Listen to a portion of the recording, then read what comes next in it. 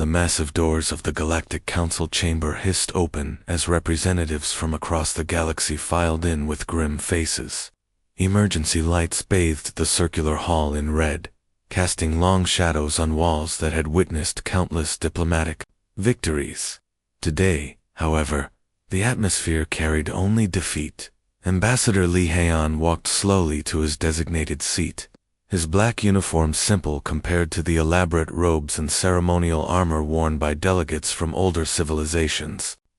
The human section occupied a small corner of the vast chamber, reflecting Earth's recent and humble membership in the galactic community. Around him, beings with multiple eyes, scaled skin, and crystalline bodies spoke in hushed tones, while holographic displays flickered with terrifying data. At the chamber's center, a three-dimensional image materialized, showing the latest casualty reports. The Vexthera had consumed another star system just hours ago. Li Heian watched as the creature's massive form dominated the display, its body stretching 3 kilometers from its razor-sharp claws to its crystalline crown. The beast's armor gleamed like black diamond, reflecting the light of dying stars. It had devoured. Prime Commander Veltar of the Arcturus Federation rose from his elevated platform, his 4 muscular arms spreading wide in a gesture of hopelessness. His species had ruled the outer spiral arm for 10,000 years, their technology so advanced that they could create artificial suns. Yet even Veltar's voice trembled as he spoke. "Fellow delegates, we face extinction. The Vexthera has now consumed 7 complete star systems in merely 2 standard cycles. Our most powerful weapons have proven utterly useless against its crystalline hide." Veltar activated a tactical display showing battle footage from the recent engagements. Quantum disruptors that can tear holes in space itself barely scratch its surface. Dark matter cannons capable of destroying planets cannot even slow its advance. The holographic images showed massive alien battleships firing beams of pure energy at the creature. Each attack seemed to make the Vexthera stronger rather than weaker. Its armor absorbed the energy like a sponge, converting weapons fire into raw power that increased its size and speed. Admiral Keth of the Rigel Empire stood next, her blue-scaled face marked with fresh scars from her recent encounter with the beast. Her fleet had been the most advanced military force in the galaxy, equipped with weapons that could manipulate time and space. Now she commanded only empty space. "I lost 300 ships and 500,000 crew members in our assault near the Outer Rim," Keth reported, her voice hollow with grief. "The creature feeds on energy itself. Every weapon we fired at it only made it hungrier, more powerful. We watched it grow before our eyes as it consumed our firepower and turned it into fuel for its rampage." Li Heian listened to the reports while studying the creature's behavior patterns on his personal datapad. Unlike the advanced alien technologies surrounding him, his device was simple and functional. The information it displayed was no less terrifying for its basic presentation. The Vexthera moved through space at impossible speeds, leaving trails of cosmic dust where entire civilizations once thrived. "The mathematical projections paint a clear picture," Veltar continued, manipulating the holographic display to show the creature's projected path. "At its current rate of consumption and growth, the Vexthera will reach the core worlds within 47 standard days. Our combined technological might, accumulated over millions of years of advancement, has proven completely insufficient." The chamber erupted in panicked discussions as delegates from hundreds of species tried to comprehend their situation. Beings who had conquered death, mastered dimensional travel, and built Dyson spheres around stars, found themselves helpless before a single creature. Their voices created a cacophony of fear in dozens of alien languages. Li Heian remained quiet, observing the despair radiating from civilizations that had achieved wonders beyond human imagination. These species had mastered faster than light travel when humans were still discovering fire. They had built galactic empires while Earth's ancestors lived in caves. Yet now they faced the same primitive fear that had haunted humanity since its earliest days. The terror of being hunted by something bigger and stronger. The holographic display updated with real-time footage of the creature's latest feeding. The Vexthera approached a populated solar system, its massive form blotting out stars. Within moments, the system's sun flickered and died, consumed along with the planets that had orbited it for billions of years. Entire civilizations vanished into the creature's endless hunger. Their light extinguished as if they had never existed. The council chamber fell into stunned silence as the implications became clear. The terror that had haunted galactic nightmares for millennia was no longer a myth or distant threat. It was real, unstoppable, and approaching the heart of galactic civilization with the inevitability of a cosmic tide. Li Hian closed his datapad and sat back in his chair, watching alien leaders struggle with a problem that seemed to have no solution.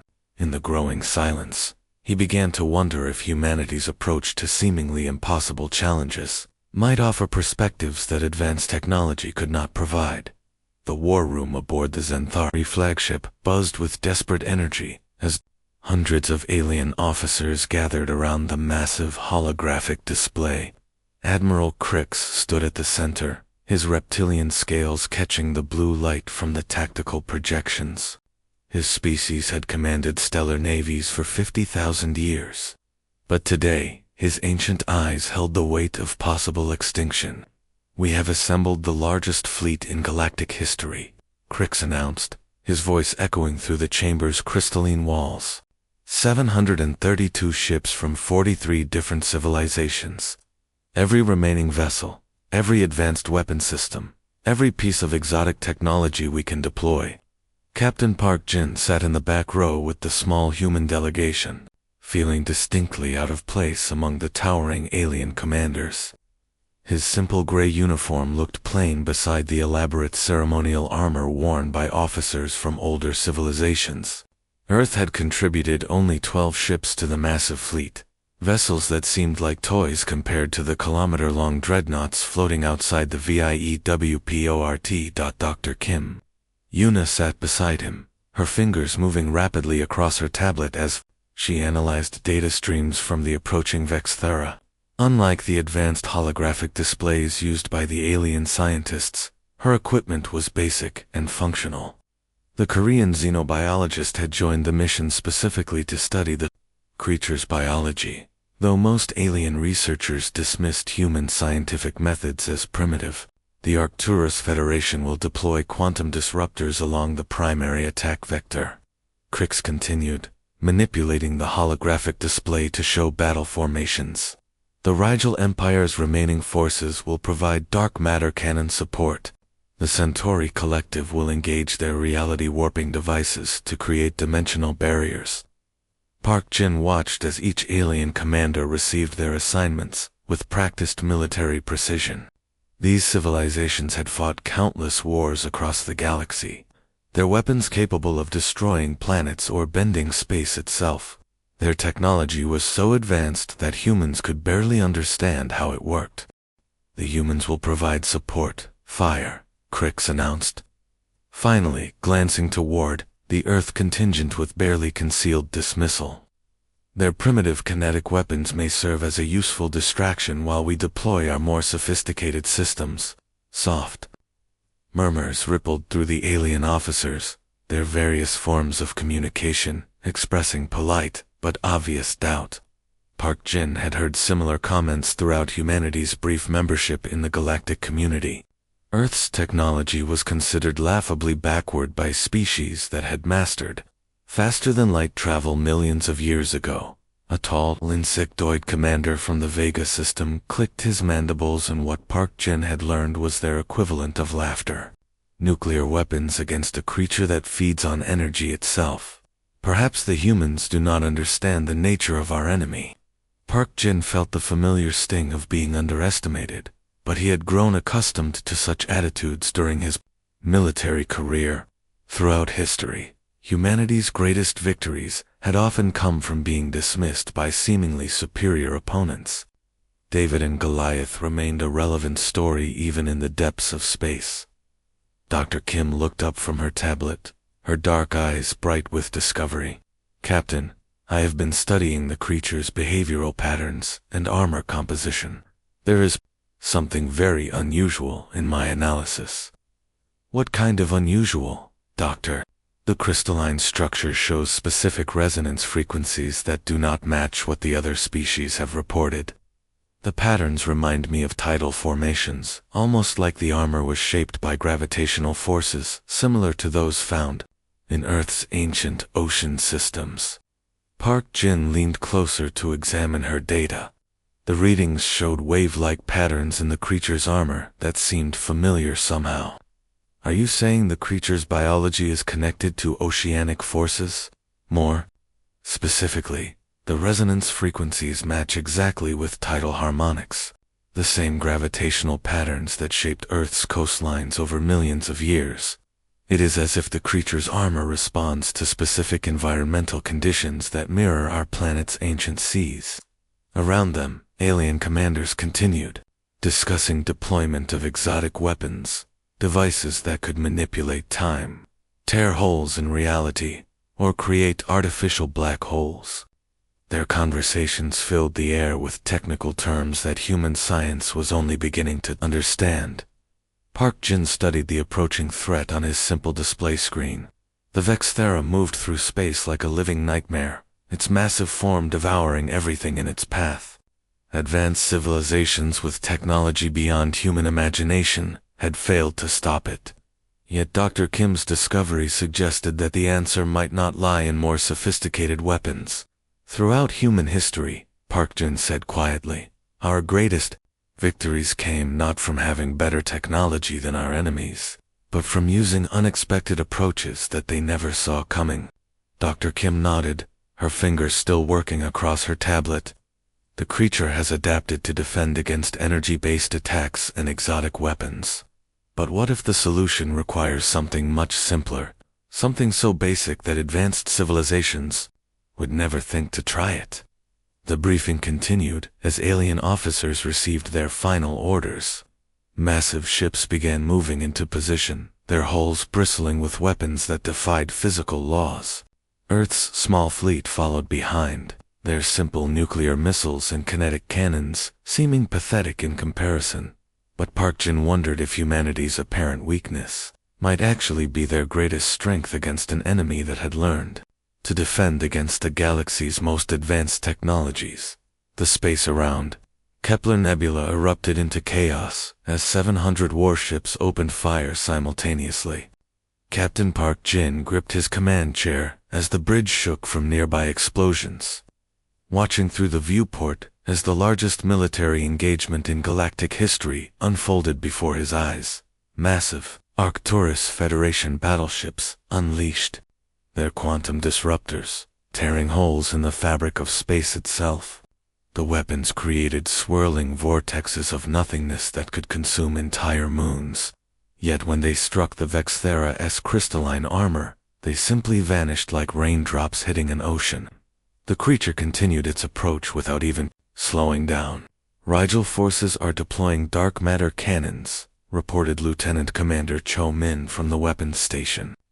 His voice remained steady, despite the terror unfolding outside their small ship.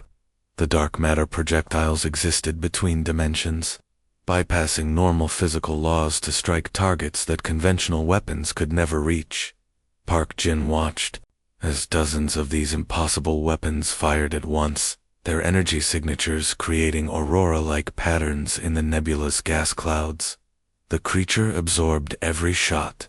Its crystalline armor pulsed with new energy as each dark matter cannon blast made it visibly larger and more terrifying. What had been a 3-kilometer nightmare was rapidly growing toward 4 kilometers of pure destruction. Dr. Kim Yuno worked frantically at her science station, her basic equipment struggling to process the overwhelming energy readings. Unlike the advanced alien sensor arrays around them, her human-built instruments were simple and limited, yet they were detecting patterns that the sophisticated alien technology seemed to miss entirely. "The Centauri reality warping devices are activating," announced Communications Officer Lee Nari, her voice tight with hope. These weapons represented the pinnacle of galactic technology. Devices that could literally erase objects from existence by convincing the universe they had never been real. The air around the Vexthera shimmered as reality itself began to bend. Space twisted in impossible ways as the Centauri weapons tried to convince the cosmos that the creature was just a bad dream. For a moment, the beast seemed to flicker like a hologram losing power. Then it roared. The sound traveled through the vacuum of space itself. A wave of pure hatred that shattered the reality warping field like glass. The creature's tendrils, each one the size of Earth's largest battleships, lashed out with impossible speed. Park Jin watched in horror as entire squadrons of alien vessels simply vanished into the beast's maw. Admiral Crix's flagship just disappeared, Lee Nari reported, her voice cracking with disbelief. The massive Zenthari command ship, protected by shields that could deflect supernova explosions, had been consumed in a single bite. The entire Zenthari fleet is breaking formation. Around them, the greatest military force ever assembled was falling apart. Alien commanders who had conquered galaxies were ordering full retreat as their most advanced weapons proved completely useless. The creature's feeding frenzy was making it stronger with every passing second. Park Jin maneuvered his simple human vessel between the fleeing alien ships, trying to avoid the massive tendrils that swept through space like living whips. His ship's basic nuclear weapons seemed pathetically inadequate compared to the exotic technologies failing around them, yet something Dr. Kim had discovered made him reluctant to join the retreat. "Captain, you need to see these readings," Dr. Kim called out, her excitement cutting through the chaos. "When the creature feeds on energy, its armor resonates at very specific frequencies. Look at these patterns." Park Jin guided his ship away from a tendril that had just vaporized a Rigel dreadnought, the massive alien vessel disappearing without even debris remaining. "What am I looking at, Doctor? The armor is not just absorbing energy randomly. It is responding to gravitational harmonics, the exact same tidal forces that shaped Earth's oceanic trenches over millions of years. The frequency is identical to resonance patterns I have seen in traditional Earth metallurgy." The retreat alarm blared across all channels as the surviving alien fleets fled the nebula. Ships that had seemed invincible just hours ago now ran desperately from an enemy that grew stronger with every attack. The Vexthera towered nearly 4 kilometers high, its crystalline armor gleaming with absorbed energy from dozens of failed superweapons. "All vessels, withdraw to minimum safe distance," came Admiral Crix's broken voice over the communication system. His backup ship limped away from the battle zone, trailing plasma from damaged engines. "Repeat, all vessels retreat immediately. We cannot harm this creature." Park Jin hesitated at the edge of the nebula, watching the cosmic horror that had just defeated the combined might of galactic civilization. Advanced weapons that could destroy star systems had proven completely useless. Technology that bent the laws of physics had failed utterly. But Dr. Kim's discovery suggested something that made his human mind race with possibilities. The creature's armor responded to the same forces that had shaped Earth's metals over geological time. The same tidal harmonics that human blacksmiths had worked with for thousands of years without even realizing it. Dr. Park Jin said quietly, "What if the solution is not more advanced technology? What if we need to go back to something much simpler?" Around them, the greatest military disaster in galactic history continued as alien ships fled into deep space. But in the data patterns Dr. Kim had discovered, Park Jin began to see the outline of a plan that no advanced civilization would ever consider trying. The emergency command center aboard the makeshift fleet headquarters buzzed with desperate activity as surviving officers tried to coordinate their scattered forces. Captain Park Jin sat in a corner of the crowded room, studying Dr. Kim Yuna's research data. On his basic tablet, while alien commanders argued in dozens of different languages around him. The Galactic Fleet had regrouped at what military analysts considered a minimum safe distance from the Vexera, though everyone knew that safety was an illusion. The creature continued its steady advance toward the core worlds, growing larger and more powerful with each solar system it consumed. Traditional weapons had failed completely, leaving the galaxy's greatest minds scrambling for alternatives that might not exist. The resonance frequency matches perfectly with traditional Earth metallurgy, Dr. Kim explained, her voice filled with quiet excitement despite their hopeless situation. She scrolled through data patterns on her screen, showing waveforms that looked almost musical in their rhythm. Steel forged using ancient techniques would vibrate at exactly the right harmonic to disrupt the creatures. Crystalline armor structure. Park Jin leaned closer to examine the readings. The patterns reminded him of something from his childhood. The sound his grandfather's sword made when it cut through the air during practice sessions in their family garden. But this would require direct contact with the creature. Close-range application. Not just close range, Captain. Physical contact. The harmonics need to be transmitted directly through the crystalline matrix at the exact point where the armor shows structural weakness. One precise application at the resonance point could cause a cascade failure throughout its entire crystalline network. The implications hit Park Jin immediately. In his private quarters aboard their ship hung his family's ancestral katana, passed down through 7 generations of Korean warriors. The blade had been forged using traditional methods that predated industrial manufacturing by centuries. Techniques that created unique resonance patterns in the steel itself. Doctor, are you suggesting I take a sword to fight a cosmic horror? That just destroyed the most advanced military fleet in galactic history. Kim Yuna shook her head, her dark eyes serious. Not fight it, Captain. Strike it.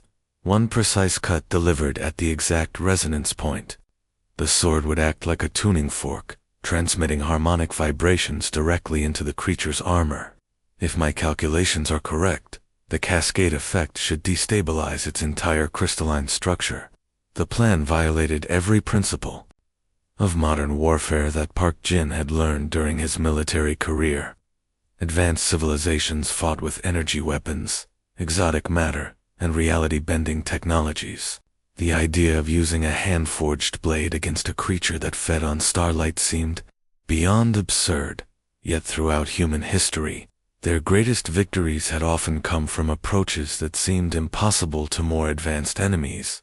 David's stone against Goliath, guerrilla tactics against superior armies, simple solutions to complex problems.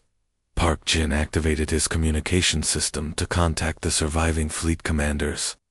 Admiral Crix responded from his escape pod, his scaled face appearing on the small screen with obvious exhaustion and defeat. Captain Park, we are coordinating final evacuation procedures for the core worlds. Do you have additional ships that can assist with civilian transport? Admiral, I am requesting permission for a single-ship approach to the creature. The alien commander's 4 eyes widened in disbelief. Impossible. You would be consumed before reaching effective range. We have already lost hundreds of vessels attempting close engagement. Park Jin looked at the data Dr. Kim had compiled, then at the approaching cosmic horror, visible through the command center's viewport. Then I will have to get close enough that consumption becomes irrelevant to mission success. Captain, that is suicide. Your primitive weapons cannot harm something that absorbed our most advanced technologies. Our weapons are not what I plan to use, Admiral. Park Jin ended the communication and turned to his crew. Lieutenant Commander Showmin, Communications Officer Lee Nari, and Engineer Ote had served with him for 3 years. They deserved to know what he intended to do. I am ordering our ship on a direct collision course with the Vexthera, he announced quietly. The mission requires close approach for weapon deployment. Captain, our nuclear missiles proved useless against its armor, Cho Min protested. What weapon could possibly work at close range? Instead of answering, Park Jin walked to his private quarters and retrieved the katana that had hung on his wall since joining the fleet. The sword felt familiar in his hands. 7 generations of his family had wielded this blade in defense of what they held dear. His great-grandfather had forged it in the mountains of Korea. Using techniques passed down through centuries of traditional craftsmanship, the blade contained no advanced technology, no exotic materials, no reality warping properties. Just steel folded, according to ancient methods, tempered by processes refined over generations of human warriors. Yet Dr. Kim's analysis suggested this simple weapon might succeed where galactic superweapons had failed. Engineer Ote looked at the sword with obvious confusion. Captain, you cannot be serious about using that against a creature. Configure the ship's systems for ramming speed, Park Jin ordered, donning a simple EVA suit over his uniform. Set collision course for the creature's center mass. Through the viewport, the Vextera loomed ahead like a living nightmare. Vast and terrible, unaware that humanity's answer to cosmic terror was a piece of folded steel, and the courage of one man willing to face the impossible. The silence of space surrounded Captain Park Jin as he floated in the wreckage of his destroyed ship. Tiny pieces of metal drifting around him like fallen stars. His simple EVA suit provided basic life support, while the massive form of the Vextera loomed before him, so enormous that it blocked out entire sections of the starfield behind it. The creature's crystalline armor pulsed with stolen light from consumed civilizations, each pulse marking another star system that had vanished into its endless hunger. Tendrils, the size of battleships, moved toward him with lazy confidence, having devoured thousands of warriors in exactly this fashion. The cosmic horror had grown to over 4 kilometers in height, its feeding frenzy making it more terrible than any nightmare. In his gloved hands, Park Jin held his family's ancestral katana. The sword seemed impossibly small against the approaching terror, just a simple blade of folded steel that his great-grandfather had forged in the mountains of Korea 3 centuries ago. 7 generations of his family had carried this weapon, each passing it down with stories of honor, duty, and the courage to face impossible odds.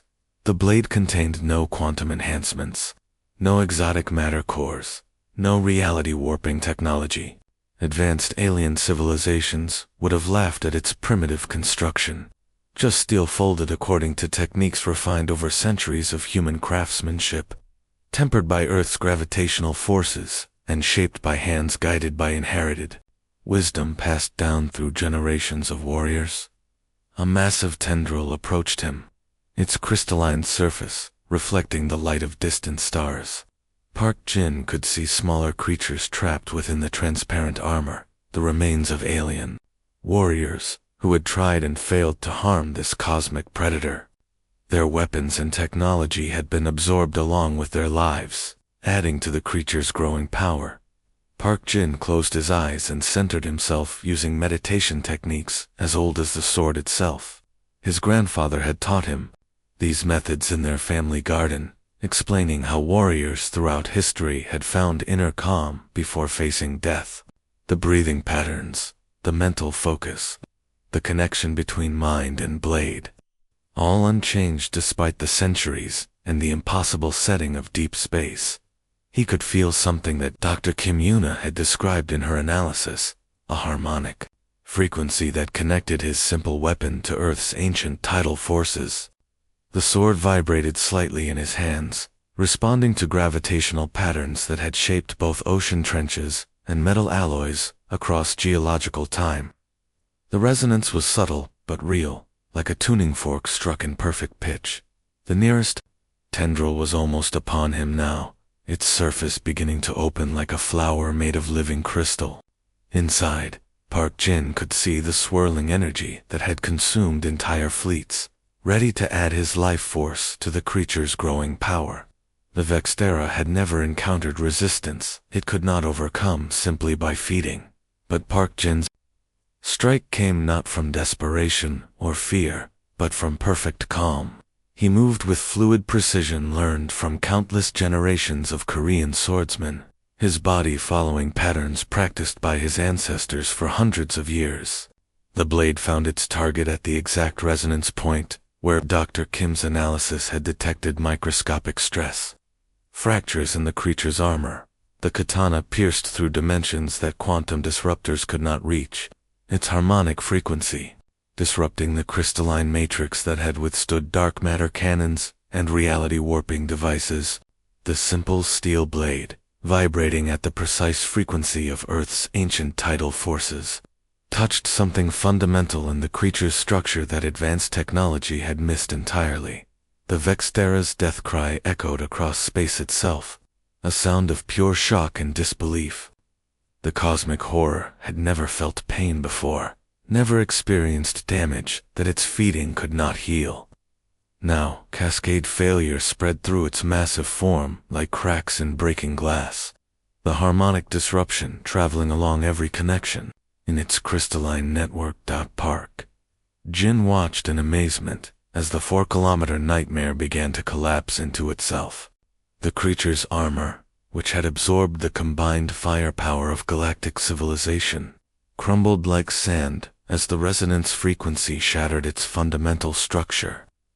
Tendrils that had consumed battleships dissolved into glittering dust, and the core that had devoured star systems simply fell apart in seconds. The terror that had haunted the galaxy for millennia was nothing more than cosmic debris drifting through the void. The cascade failure had been so complete that no trace remained of the creature's incredible power or impossible size. Across the galaxy, alien species watched their instruments in stunned silence as sensor readings confirmed what seemed impossible. The Vexthera, destroyer of civilizations, consumer of star systems, had fallen to a single human armed with nothing more than a simple steel blade forged by ancient techniques. Park Jin floated in the expanding debris field, his family's sword still gleaming in the light of distant stars. Around him, pieces of crystalline armor caught starlight and scattered it like diamonds, the only remaining evidence of the cosmic horror that threatened all life. The blade in his hands proved that some problems required not the most advanced technology available, but the oldest wisdom humanity possessed, and the courage to act when others could only retreat in fear.